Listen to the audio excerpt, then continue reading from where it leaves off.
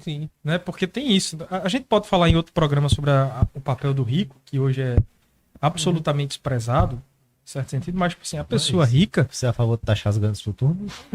Mas, velho, sou.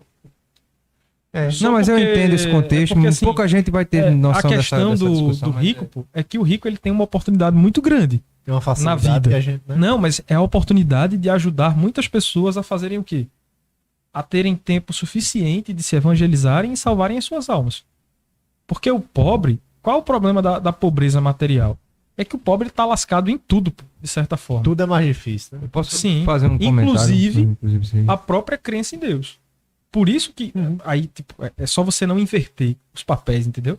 É só você não inverter os papéis da coisa. Você se preocupar com o pobre não é colocar o pobre no papel de Deus. Não é isso, não. Mas você também tem um desprezo absoluto, como muita gente tem hoje em dia pelos pobres, é absolutamente errado. Absurdo. A riqueza, Porque o pobre, ele tá numa situação...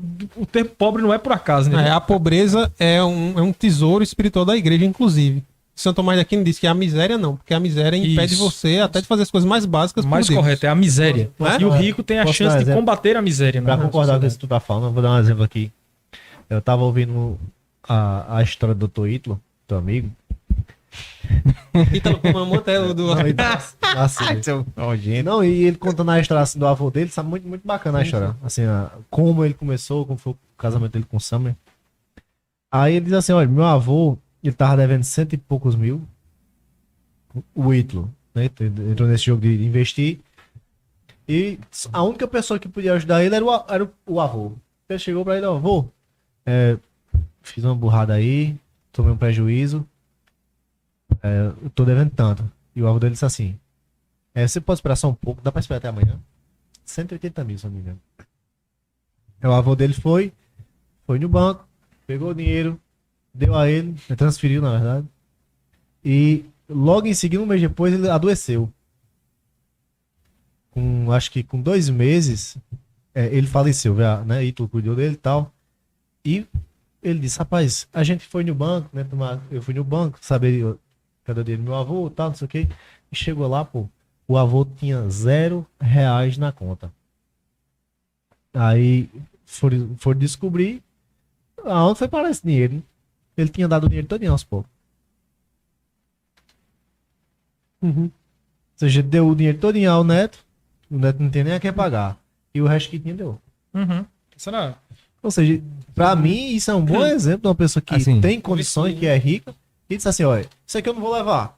Eu vou distribuir aí. Mas é isso aí mesmo. Ó, tipo assim, eu tenho um versículo do Salmo que diz, né? É Deus quem faz o pobre faz o rico. Eu acho que a gente tem que levar isso em consideração também. Pobre sempre tereis, né? Deus faz recair a chuva sobre o pobre e sobre o rico. Sobre o bom e sobre o ruim. Aí o que acontece? Tem essa questão do...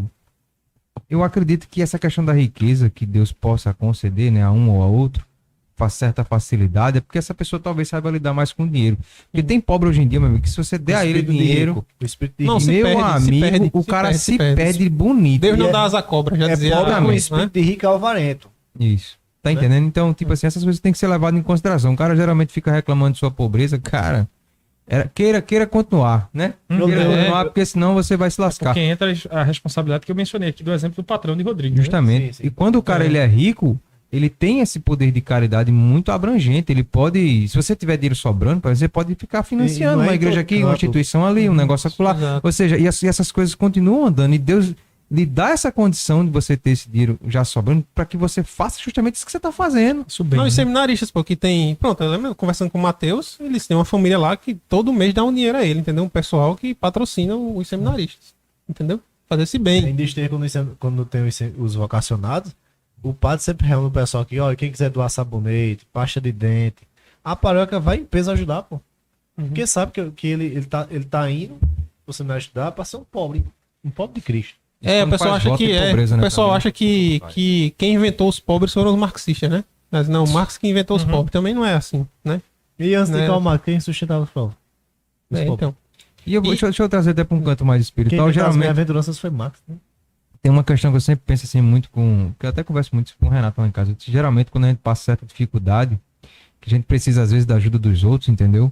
É Deus meio que humilhando a gente, de certa forma, querendo que a gente pratique um pouco de humildade. Pô. Isso. E mostrando a presença dele. Esse canto de você, esse momento em que você se sente frágil, tá entendendo? Que precise da ajuda dos outros, às vezes é para que você possa baixar a sua bola, deixar de ser orgulhoso. Isso.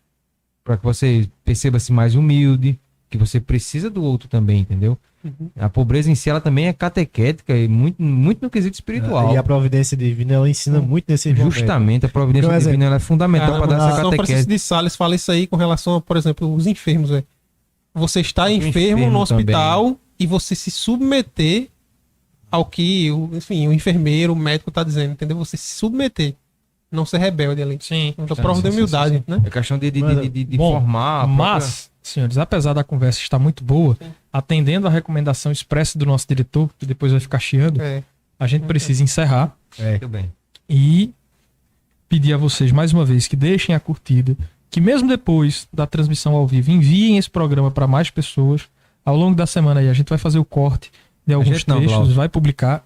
Glaucio vai fazer aí a minutagem do programa e a gente vai divulgando isso aí aos poucos. Então, se vocês quiserem saber de um tema específico, hoje foram 3 notícias.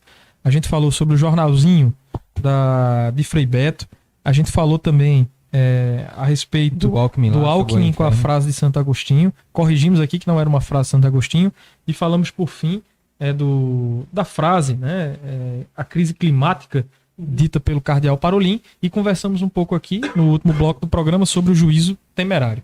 Aí eu vou passar para Glaucio, para Rodrigo, para Eduardo, para eles fazerem as considerações finais. E a gente encerra também rezando uma Ave Maria. Sim. Amém. Pronto, então, primeiro só mandando um abraço aqui a Júlio César, que tá enfermo e por isso não pôde estar aqui. Melhora, Júlio. E Tiago aqui, que tá pedindo pra gente dizer o nome dele, porque a mãe dele tá assistindo.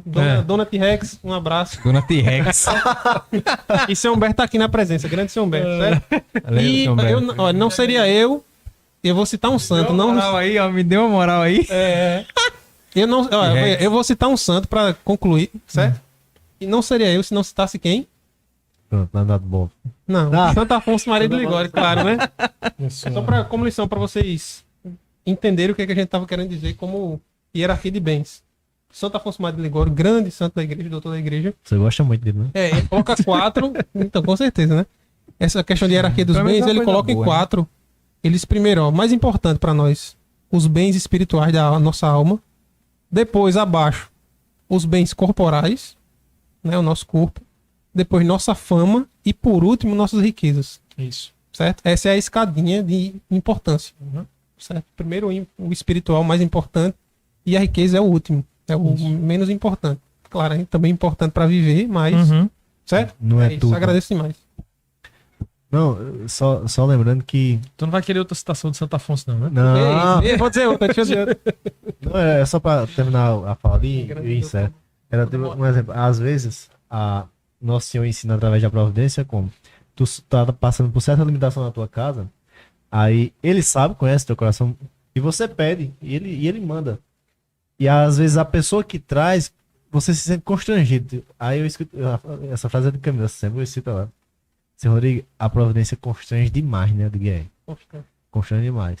Às vezes, aí bato com o que o Eduardo tá dizendo. Isso é pra quê? Pra trabalhar em nós a humildade e reconhecer que a gente tem total dependência dele. Porque Exatamente. quando você perde a noção da total dependência de Cristo, pra mim a vida acaba ali, pô. É triste do cara que se acha autossuficiente. E a autossuficiência ela é Exatamente. problemática por causa disso. E muita gente que recebe a providência divina na sua casa, não precisa disso, não. Faço não, velho. O orgulho da soberba tomando conta. E aí Sim. eu fico com essa frase.